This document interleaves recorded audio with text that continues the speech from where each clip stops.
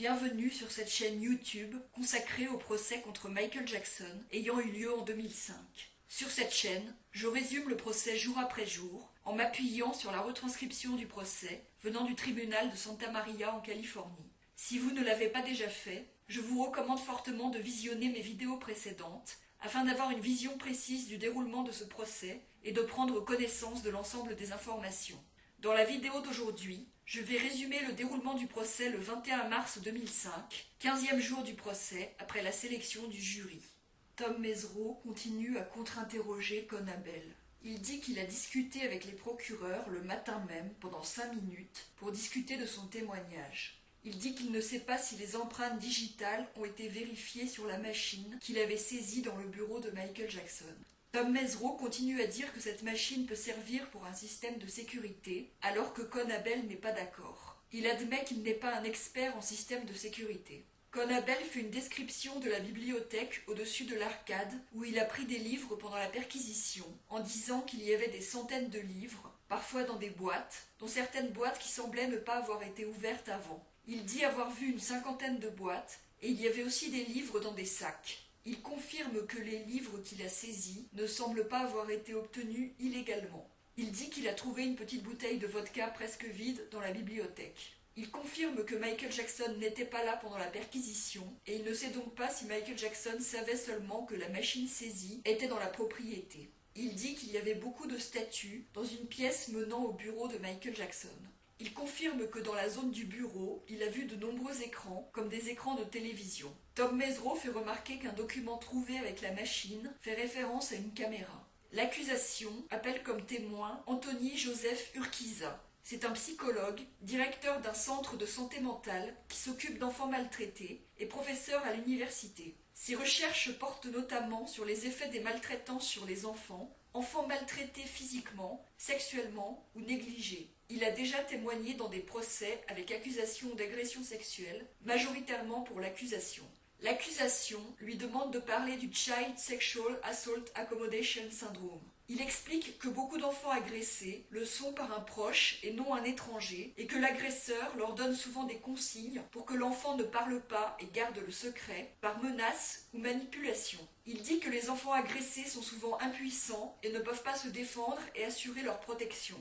Il dit que les enfants agressés doivent apprendre à gérer leurs ressentis, incluant honte et humiliation, car ils n'ont pas d'autre alternative. Il dit que beaucoup d'enfants agressés ne le disent pas immédiatement à leur entourage. Certains ne le disent pas avant l'âge adulte. Pour les garçons agressés par un homme, il y a la stigmatisation de l'homosexualité qui rend la chose plus difficile, les éventuelles moqueries des enfants ou adolescents du même âge. Il dit qu'il est plus facile pour un enfant de faire des accusations si son interlocuteur semble le soutenir.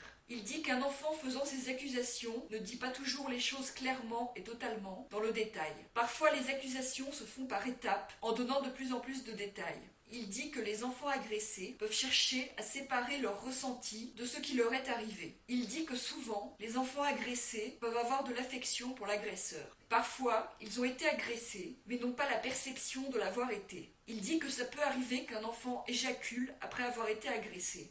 Parfois, l'agresseur peut utiliser des moyens de désensibiliser l'enfant en faisant des allusions sexuelles, en montrant des images, par exemple. Il confirme qu'un enfant agressé peut changer de comportement, devenir dépressif ou avoir des réactions violentes. Contre-interrogé par Tom Mesereau, il confirme que des accusations mensongères peuvent être faites par des enfants et que ce n'est pas sur ce sujet qu'il fait de la recherche. Il dit qu'il n'est pas impliqué dans les investigations, donc quand des enfants viennent le voir, ils ont déjà été identifiés comme des victimes.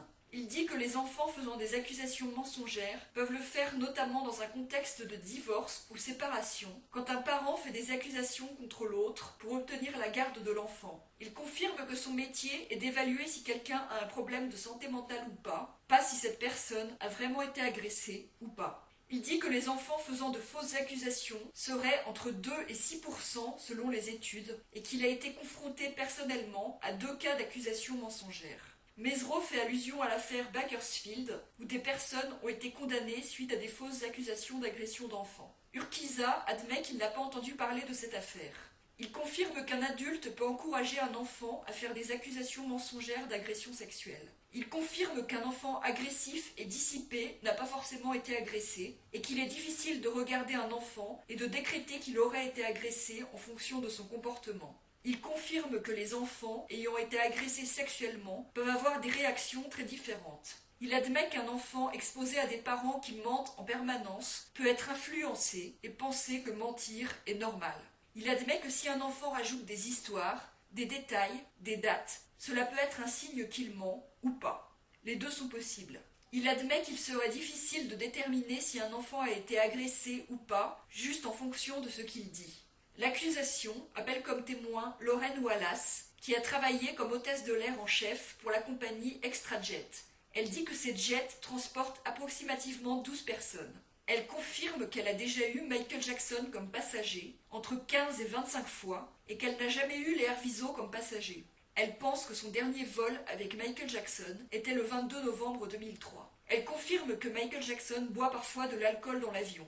Elle dit que l'hôtesse de l'air, Cindy Bell, l'avait informé que Michael Jackson buvait parfois du vin dans une canette de Coca Diet et qu'elle a parfois préparé des canettes avec du vin pour lui. Elle dit qu'un jour, un membre de la famille de Michael Jackson, âgé de 22 ans, a bu aussi l'une de ces canettes. Elle pense que c'était en octobre 2003. Elle dit aussi qu'elle cachait des petites bouteilles d'alcool pour Michael Jackson dans la salle de bain de l'avion, hors d'atteinte des enfants, et qu'elle l'en avait informé. Il était très rare qu'il prenne ces bouteilles. Elle confirme que Michael Jackson ne voulait pas que les enfants le voient en train de boire de l'alcool et qu'elle n'a jamais vu d'enfant alcoolisé sur un vol avec Michael Jackson.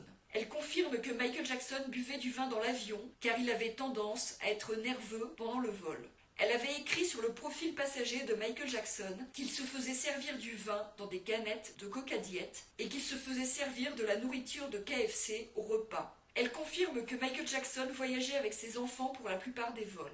Elle dit qu'elle amenait et cachait les petites bouteilles de sa propre initiative pour améliorer son service pour Michael Jackson. Ce n'était pas lui qui l'avait demandé. Elle dit qu'elle a rencontré Michael Jackson pour la première fois en mars 2003 et l'a vu pour la dernière fois en novembre 2003. Elle dit qu'il arrivait souvent que Michael Jackson dorme dans l'avion. Elle dit qu'il était très discret en buvant de l'alcool. Elle confirme qu'elle a déjà vu Dieter Wiener et Marc Chaffel en avion avec Michael Jackson. Concernant Marc Chaffel, elle dit qu'elle l'a surtout vu au début des vols avec Michael Jackson, moins à la fin. L'accusation appelle comme témoin Louise Palanker, une comédienne qui a déjà participé au camp d'été de The Love Factory. Elle identifie une photo où elle pose avec les enfants Arvizo en été 1999 pendant le camp d'été. Elle les a rencontrés pour la première fois quand ils sont venus auditionner pour le camp d'été de The Love Factory. Elle explique que Jamie Masada fait une sélection des enfants qui vont participer au camp d'été, et si un enfant a des frères et sœurs, il est sélectionné avec ses frères et sœurs. C'est ici que se termine ce résumé de la journée de procès. Si vous voulez lire la retranscription du procès, vous trouverez le lien de la retranscription sous la vidéo. Si vous appréciez mon travail, je vous encourage à vous abonner, à liker la vidéo et à la partager.